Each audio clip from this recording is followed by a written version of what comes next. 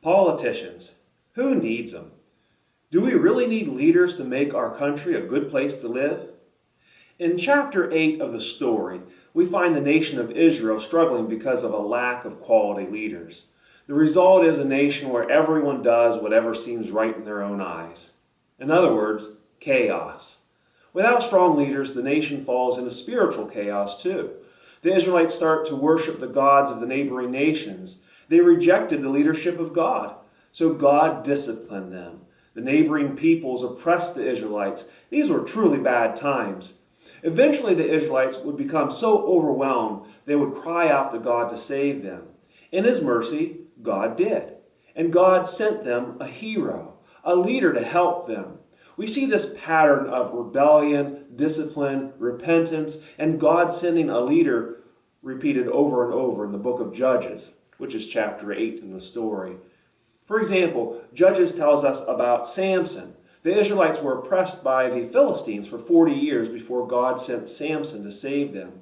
But there was a problem. Samson and the other judges were deeply flawed humans. Samson lusted after women, putting him in serious trouble. Samson's girlfriend, Delilah, nagged at him until Samson told her how the Philistines could defeat him. Then she betrayed him for money. He was arrested, beaten, and mocked.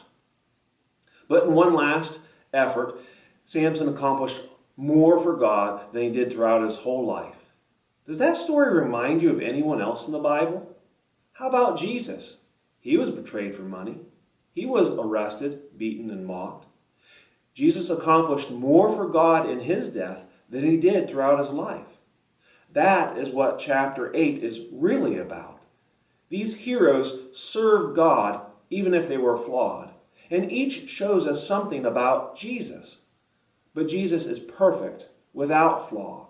He is a leader for God's people, the leader they really need.